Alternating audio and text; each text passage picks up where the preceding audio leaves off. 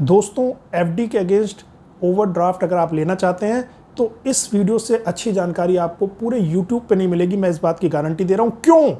क्योंकि मैंने पर्सनली खुद स्टेट बैंक ऑफ इंडिया से अभी एफडी के अगेंस्ट ओवरड्राफ्ट लिया था। मेरा पूरा पर्सनल एक्सपीरियंस मैं आपके साथ शेयर करने जा रहा हूँ। प्रैक्टिकल नॉलेज होगी, कोई भी थियोरेटिकल नॉलेज नहीं, किताबी ज्ञान नहीं दूंगा। और सबसे अच्छी बात कि बड़े बड़े जो ये फाइनेंशियल एनालिस्ट होते हैं ना, इनकी तरह चीज़ों को कॉम्प्लेक्स करके भी नहीं बताऊंगा, टेक्निकल वर्ड्स भी यूज़ नहीं करूंगा, ऐसे आम आदमी की भाषा में समझाऊंगा कि आपके सारे डाउट क्लियर हो जाएंगे। तो वीडियो को दोस्तों अंत तक देखिए। सबसे पहली बात देखिए, ओवरड्राफ्ट होता क्या है, पहले हम ये डिस्कस कर लेते हैं ताकि आपका बिल्कुल कोई डाउट ना रहे। आपने दोस्तों होम लोन के बारे में सुना होगा, पर्सनल लोन के बारे में सुना होगा, कार लोन के बारे में सुना होगा। तो दोस्तों इसी तरीके से ओवरड्राफ्ट भी एक लोन है।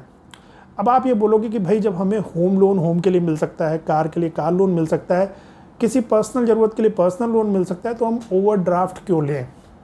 देखिए दोस्तों, लोन जब लिया जाता है तो एक बड़ा अमाउंट लिया जाता है और एक लंबे पीरियड तक आप उसे पे करते हो।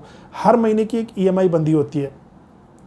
लेकिन ओवरड्राफ्ट इसलिए नहीं होता है। ओवरड्राफ्ट इसलिए होता है कि आपकी कोई छोटी मोटी ज़रूरत है, आपने लिया, जब जितने ज़रूरत है लिया, जितने दिन के लिए आपको ज़रूरत थी लिया, आपको पता है कि मेरे पास 10 दिन बाद पैसे आ जाएंगे तो मैं बैंक को वापस कर दूंगा। उस केस में ओवरड्राफ्ट बहुत इफेक्टिव है, क्योंकि उस केस में क्या होगा कि अगर आप लोन ले लोगे ना, ओवरड्राफ्ट की जगह पर्सनल लोन ले लेंगे मान लीजिए, तो क्या होगा कि पर्सनल लोन वगैरह में तो एक बार जो ईएमआई डिसाइड हो गई, एक बार जो टेन्योर डिसाइड हो गया, उसको फॉलो करना पड़ता है दोस्तों। और अगर आप प्री क्लोजर कराना चाहते हैं ना, कि हमारे पास पैसे आ गए हम फिर पहले बंद करा दें, उसमें बड़े झंझट होते हैं, आसानी से करते भी नहीं है बैंक, और फिर उसके चार्ज भी लेते हैं, फाइन लगाते हैं। पर ओवरड्राफ्ट में ऐसा कोई झंझट नहीं है। ओवरड्राफ्ट के लिए मैंने बताया ना आपको, हो सकता है बैंक आपको 5 लाख का ओवरड्राफ्ट दे दे, तो ज़रूरी नहीं है कि वो पूरे 5 लाख रुपए पे इंटरेस्ट आपको पे करना है। भाई 5 लाख का ओवरड्राफ्ट आपके पास है, आपको जब जितने की ज़रूरत है ना उतने रुपए निकाले, केवल उतने ही रुपए पे इंटरेस्ट लगेगा। मान लीजिए 5 लाख में से केवल आपने 50,000 निकाले तो केवल 50,000 पे इंटरेस्ट लगेगा। और वो 50,000 आपने केवल एक हफ्ते के लिए निकाले, उसके बाद वापस आपने अपने ओडी अकाउंट में डाल दिए, तो भाई वो एक हफ्ते के लिए ही इंटरेस्ट लगेगा बस। सबसे बड़ी खास बात यह है, और ये मैंने बिल्कुल आसान भाषा में आपको समझा दिया है, मुझे लगता है इसमें कोई डाउट नहीं होगा आपको। अब आते हैं दोस्तों कि एफडी के अगेंस्ट ओवरड्राफ्ट क्या होता है। देखिए दोस्तों, सारे बैंक जो है ना, वो फिक्स डिपॉजिट के अगेंस्ट आपको ओवरड्राफ्ट दे देते हैं। क्यों दे देते हैं? क्योंकि भाई उनको ये पता होता है कि भाई इस बंदे का फिक्स डिपॉजिट तो हमारे पास है, हम इसको ओवरड्राफ्ट लिमिट दे देते हैं, अगर ये पैसे नहीं चुका पाएगा तो हम फिक्स डिपॉजिट में से काट लेंगे। तो इसलिए वो आपको आराम से ओडी दे देते हैं एफडी के ऊपर। अच्छा, अब अलग अलग बैंक भी, सारे ही बैंक ये सुविधा दे रहे हैं, लेकिन मैं एसबीआई से लेने के लिए क्यों कह रहा हूँ कि कभी आपको अगर ज़रूरत पड़े और फिक्स डिपॉजिट के अगेंस्ट आपको ओवरड्राफ्ट लिमिट लेनी है तो एसबीआई से क्यों लें। मैंने क्यों एसबीआई से लिया? देखिए, मेरी तो फिक्स डिपॉजिट आईसीआईसीआई बैंक में भी है, एचडीएफसी बैंक में भी है, एसबीआई में भी है, फिर भी मैंने एसबीआई की एफडी के अगेंस्ट ही ओडी क्यों लिया? इसका मैं रीज़न बताता हूँ दोस्तों। देखिए, सारे प्राइवेट बैंक जो है ना, इंटरेस्ट रेट ओडी पे जो लगाते हैं ना, वो एफडी के इंटरेस्ट रेट से 2% ज़्यादा लगाते हैं। मान लीजिए वो एफडी पे आपको 6% का इंटरेस्ट दे रहे थे सालाना, तो जब वो ओडी आपको देंगे ना, तो वो आपसे 8% का इंटरेस्ट रेट लेंगे। अच्छा, जहाँ एसबीआई की बात है, वो केवल 1% इंटरेस्ट रेट ज़्यादा लेती है जितना इंटरेस्ट रेट वो आपको एफडी पे दे रही थी। यानी कि अगर वो आपको एफडी पे सालाना 6% इंटरेस्ट रेट दे रही थी, तो ओडी पे आपसे एसबीआई 7% का इंटरेस्ट रेट लेगी। एक तो ये रीज़न हो गया मैं एसबीआई के लिए क्यों बोल रहा हूँ। अच्छा, अब आपके मन में एक क्वेश्चन ये भी आ रहा होगा कि जब हमें एफडी पे जितना इंटरेस्ट मिलना था उससे ज़्यादा, 1% ज़्यादा में इंटरेस्ट बैंक को देना है, तो हम ओडी क्यों कराएं? हम तो फिर अपना फिक्स डिपॉजिट तोड़ लें अगर हमें पैसे की ज़रूरत है। तो दोस्तों, अभी मैंने जो आपको बात समझाई कि ओडी हमें इसलिए चाहिए कि अगर हमें कम पैसे की ज़रूरत है और कम समय के लिए ज़रूरत है, मान लीजिए आपको पैसे की ज़रूरत थोड़े समय के लिए, तो अब उसमें क्या होता है, देखिए उसमें मैं आपको समझाता हूँ कि किस तरीके से ओडी में लेना फ़ायदेमंद है। फॉर एग्ज़ाम्पल, मैंने जो एफडी कराई थी एसबीआई में, वो 18 महीने के लिए कराई थी। 18 महीने की एफडी पे जो इंटरेस्ट रेट मुझे वो दे रहे थे, वो 6.85% का दे रहे थे। अब मान लीजिए अचानक से मुझे पैसे की ज़रूरत पड़ी 70,000। अब उस केस में दोस्तों, अगर मैं एफडी तोड़ देता तो मेरी एफडी को केवल हुए थे अभी 2 महीने, अब 2 महीने पे इंटरेस्ट रेट जो SBI का चलता है ना वो 3% के आसपास होता है। तो पहली बात तो मेरा जो इंटरेस्ट रेट मुझे 6.85 मिलना था वो 3% इंटरेस्ट रेट मिलता अगर मैं FD तोड़ देता। और उसके अलावा दोस्तों देखिए SBI में ये भी रूल है कि जब आप FD तोड़ते हैं ना तो आपका इंटरेस्ट रेट वो लागू होता है जब आपने FD करवाई थी। जिस टाइम पे आपने FD कराई थी उस समय SBI में जो भी इंटरेस्ट रेट होंगे वो इंटरेस्ट रेट लागू होते हैं। उस समय मान लीजिए अगर 2 महीने के लिए FD के लिए 3% का रेट है जिस समय आपने FD बनवाई थी तो वो वाला FD तोड़ते वक्त लागू होगा। अच्छा, उसमें भी एक चीज़ ये है कि अगर आपकी FD 5 लाख तक की है तो 0.5% की पेनल्टी लगेगी। 5 लाख से ऊपर की FD है तो 1% की पेनल्टी लगेगी। अब ये पेनल्टी लग के दोस्तों वो इंटरेस्ट रेट और कम हो गया ना। मान लीजिए मैंने अगर 2 महीने में FD तोड़ दी होती क्योंकि मेरी 5 लाख की FD थी तो मेरा 3% तो वैसे इंटरेस्ट रेट हो रहा है, उसमें से 0.5% की पेनल्टी लग गई तो केवल 2.5% के इंटरेस्ट रेट से मुझे इंटरेस्ट मिलता है FD तोड़ने पे। अच्छा, अब यहाँ पे एक बात ये भी है ना दोस्तों, आप इस चीज़ को भी देखिए, अगर मुझे केवल 70,000 रुपये चाहिए तो अब यहाँ पे मैंने OD लिया है तो जो इंटरेस्ट लग रहा है मान लीजिए 7.85% का इंटरेस्ट लगेगा क्योंकि FD पे 6.85% मुझे इंटरेस्ट मिल रहा था तो OD पे 7.85% का SBI लगाएगी। पर ये 7.85% का जो इंटरेस्ट है केवल 50,000 के अमाउंट पे, 70,000 के अमाउंट पे लग रहा है ना जो मैं निकाल रहा हूँ, लेकिन जो मुझे 6.85 का इंटरेस्ट रेट मिल रहा है वो टोटल 5 लाख में मिल रहा है। तो इसलिए FD को बरकरार रखना और OD ले लेने में अक्लमंदी है। और OD का पैसा तो मैंने मान लीजिए 1 हफ्ते में वापस कर दिया तो जो ये 7.85% का इंटरेस्ट SBI लगा रही है वो केवल उस 70,000 रुपये पर लगाएगी और 1 हफ्ते के लिए लगाएगी। अच्छा दोस्तों, अब एक रीज़न तो मैंने आपको बता दिया कि मैं SBI से ही OD लेने के लिए क्यों बोल रहा था, क्योंकि ये केवल 1% ज़्यादा लगाती है इंटरेस्ट रेट आपके FD के इंटरेस्ट से। दूसरी चीज़ दोस्तों, SBI के जो रूल हैं बहुत ही क्लियर हैं इस मामले में कि देखिए 2 तरह के FD आप लेते हो। जब आप SBI के योनो ऐप से FD लोगे ना, मैंने भी ली थी तो मेरे पास 2 ऑप्शन आ रहे थे।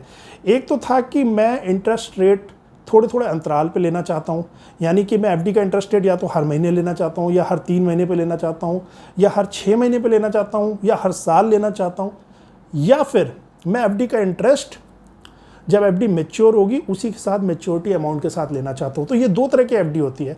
तो आपको कितना ओवरड्राफ्ट मिल सकता है SBI की तरफ से ये इस पर डिपेंड करेगा आपने किस तरह की FD खोली है। अगर आपने वो वाली FD खोली है कि आप थोड़े थोड़े अंतराल पे इंटरेस्ट ले रहे हो, वो आपने फिक्स कर लिया है, तो आपको FD की जो टोटल वैल्यू है उसका 75% आपको ओवरड्राफ्ट मिलेगा। लेकिन अगर आपने वो वाली FD खोली है जिसका कि इंटरेस्ट आप ये कह रहे हो कि भाई मैंने फिक्स कर दिया है जब 1.5 महीने बाद या 1.5 साल बाद मेरी FD मैच्योर होगी, जैसे मेरे केस में 18 महीने की FD थी तो मैंने ये वो वाली FD ली थी कि 18 महीने के बाद जब FD मैच्योर होगी तभी मुझे इंटरेस्ट मिलेगा। तो इस तरह के केसेस में आप FD की वैल्यू का 90% ओवरड्राफ्ट आपको मिलता है। तो पहले केस में जहां हम थोड़े थोड़े समय पे इंटरेस्ट लेते जा रहे हैं वहां पे 75% ऑफ FD वैल्यू, और दूसरे केस में जहां हम मैच्योरिटी पे इंटरेस्ट लेते हैं वहां पे 90% ऑफ FD वैल्यू हमें OD मिल जाता है। तो मेरे केस में दोस्तों एग्जांपल से देखिए, मेरी 5 लाख की FD थी, इंटरेस्ट मैं 18 महीने बाद लेने वाला था, इसलिए मुझे 90% वैल्यू, अब 5 लाख का 90% वैल्यू कितना हो गया, 4,50,000 का मुझे ओवरड्राफ्ट लिमिट मिल गई। अब दोस्तों देखिए सारा काम मैंने ऑनलाइन ही किया था। मैंने जो FD खोली थी SBI में योनो ऐप से वो खुद ही 2 मिनट भी नहीं लगे थे दोस्तों, 50 सेकंड में खोल ली थी। योनो ऐप से मैंने FD बना ली थी, कहीं नहीं गया मैं योनो ऐप से। फिर जब मुझे पैसे की ज़रूरत पड़ी तो मैं योनो ऐप में दोबारा गया उस FD पे, तो वहाँ पर मुझे 2 ऑप्शन दिखा रहा था। एक तो कि FD को आप क्लोज़ कर सकते हो, क्लोज़ भी ऑनलाइन हो जाती है वहीं योनो ऐप से। दूसरा वो दिखा रहा था कि अगर आपको FD पे OD लेना है, ओवरड्राफ्ट लेना है तो वो ले लीजिए, अगर FD क्लोज़ नहीं करना चाहते हैं। तो मैं वहीं पे क्लिक किया मैंने ओवरड्राफ्ट पे, और फिर वो आगे का प्रोसीजर मुझे दिखाता रहा। जब मेरा ओवरड्राफ्ट क्रिएट हो गया ना दोस्तों 4,50,000 का, तो दोस्तों पता क्या होता है, योनो ऐप में ही एक और अकाउंट बन जाता है। जैसे एक तो आपका सेविंग अकाउंट दिखा रहा होता है, जब आप अकाउंट सेक्शन में योनो ऐप में जाते हो ना तो वहाँ 2 अकाउंट आने लगते हैं, एक सेविंग अकाउंट और एक OD अकाउंट। OD अकाउंट को भी सेविंग अकाउंट की तरह एक नंबर दिया जाता है। और पता है आपको, अपने जब आप योनो ऐप से फंड ट्रांसफ़र करोगे ना, मान लो आपको पैसे की ज़रूरत थी, जैसे मुझे 70,000 रुपये किसी को देने थे, उसको मैंने एज ए पे ही ऐड किया हुआ था योनो ऐप में, तो अब सेविंग अकाउंट से तो मैं पैसा ट्रांसफ़र कर ही सकता हूँ उस व्यक्ति को, मैं ओडी अकाउंट से भी डायरेक्टली उसको ट्रांसफ़र कर सकता हूँ। मेरे पास दो ऑप्शन है, या तो मैं अपने ओडी अकाउंट से पहले अपने ही एसबीआई के सेविंग अकाउंट में करके फिर सेविंग अकाउंट से उस व्यक्ति को करूँ, ठीक है, क्यों इतना झंझट करना, आप सीधे ओडी अकाउंट से किसी को भी पैसा ट्रांसफ़र कर सकते हैं और वो तुरंत आपके ओडी अकाउंट में पैसे कम दिखा देगा। ओडी अकाउंट के अलग ट्रांजैक्शन चलेंगे, उसकी अलग पासबुक चलेगी, वो सब योनो ऐप में आपको दिखेगा। मान लीजिए 4 लाख, मेरा जैसे 4,50,000 का ओडी था, मैंने 70,000 जैसे ही दिए किसी को, तो वहाँ पे उसने 4,50,000 में से 70,000 माइनस कर दिया और फिर मेरा ओडी का बैलेंस दिखाने लगा 3,80,000। अच्छा दोस्तों, अब जो चीज़ मैंने आपसे कही थी ना इंटरेस्ट वाली, उस चीज़ का भी मैंने प्रूफ खुद देखा लाइव। देखिए, मैंने 27 जून को ये ओडी ली थी 4,50,000 की, तो उसमें से मैंने 70,000 रुपये निकाले 27 जून को, और उसके बाद 27, 28, 29, 30 4 दिन मैंने वो रखे। जून के महीने में 4 दिन वो पैसे मेरे पास रहे। तो जून के महीने में एसबीआई ने केवल 4 दिन के लिए मेरे ऊपर इंटरेस्ट लगाया, वो भी 7.85 इंटरेस्ट के एनुअल इंटरेस्ट के रेट से, क्योंकि 6.85 वो एफडी में मुझे इंटरेस्ट दे रहे थे, इसलिए 7.85 उन्होंने एनुअल इंटरेस्ट रेट लगा के केवल 4 दिन पे मेरे इंटरेस्ट लगाया, और केवल 70,000 अमाउंट पे। एक चीज़ आपको बताऊंगा कि जो आपके ट्रांजैक्शन ओडी अकाउंट में दिखते हैं ना योनो ऐप में, उसी ट्रांजैक्शन उसी पासबुक में आपका इंटरेस्ट क्रेडिट होते हुए भी दिखता है। अब ये मेरा एक्चुअली 7.85% के हिसाब से 15 रुपये पर डे का इंटरेस्ट बन रहा था, तो 4 दिन के हिसाब से 60 रुपये का इंटरेस्ट बना जून के महीने का। वो उन्होंने मेरी पासबुक में दिखा दिया, वहाँ पे योनो ऐप में एंट्री आ गई कि 60 रुपये जून का आपका इंटरेस्ट बनता है। इसी तरह ये हर महीने आपका इंटरेस्ट कितना बन रहा है वो वहाँ पे आप योनो ऐप में देख सकते हो। तो इसमें कोई भी धोखाधड़ी धांधली नहीं है दोस्तों। जितना अमाउंट निकाला था 70,000, केवल उतने पे ही इंटरेस्ट लगा। जून महीने में 4 ही दिन मेरे पास था, उससे पहले तो था नहीं, तो 4 ही दिन के लिए उन्होंने इंटरेस्ट लगाया। तो इसके बाद दोस्तों, अगर आप मान लीजिए आपके पास पैसे आ जाते हैं, आप अपने ओडी अकाउंट में पैसा ट्रांसफ़र करना चाहते हो, तो उसमें भी सेम वही चीज़ है कि आप एज ए पेई ओडी अकाउंट को कहीं भी ऐड कर सकते हो। मान लीजिए देखिए, अगर आपके एसबीआई के अकाउंट में ही पैसे आ जाते हैं, तब तो सीधे एसबीआई के सेविंग अकाउंट से आप ओडी अकाउंट में ट्रांसफ़र कर दो। जब आप योनो पे में जाओगे ना, योनो ऐप के अंदर, तो सेविंग अकाउंट फ्रॉम में आ जाएगा और टू में आ जाएगा ओडी अकाउंट। अच्छा, अगर किसी दूसरे से पैसे आप मतलब किसी दूसरे बैंक अकाउंट से अपने ट्रांसफ़र करना चाहते हो आप अपने ओडी अकाउंट में, तो उस दूसरे बैंक अकाउंट में आप अपने ओडी अकाउंट को एज ए पे भी ऐड कर सकते हो। फिर डायरेक्ट उससे पे आप अपने ओडी अकाउंट में पैसा ट्रांसफ़र कर दो, फिर वो आपका ओडी अकाउंट में दिखाएगा। जैसे मैंने 1 जुलाई को 25,000 ट्रांसफ़र कर दिए, 70,000 निकाले थे, 4 दिन रखे, उसके बाद 25,000 मेरे पास आ गए कहीं से, तो मैंने ट्रांसफ़र कर दिया ओडी अकाउंट में। तो 1 तारीख को जैसे ही 25,000 ट्रांसफ़र किए, उसने उस 70,000 में से वो 25,000 उसने निकाल दिए, और बचे हुए मुझे वो वहाँ पे 45,000 रुपये दिखाने लगा कि अभी आपके 45,000 प्लस जो जून का इंटरेस्ट था 60 रुपये, 45,000 60 रुपये आपके ऊपर ओवरड्राफ्ट है अभी, जो मुझे रिटर्न करना है, जिस पे कि इंटरेस्ट लगेगा। जो आपका इंटरेस्ट ऐड हो रहा है वो भी ओवरड्राफ्ट में ऐड हो जाता है, तो उसके ऊपर भी इंटरेस्ट लगेगा, जो 7.85 का एनुअल इंटरेस्ट रेट है उसी से।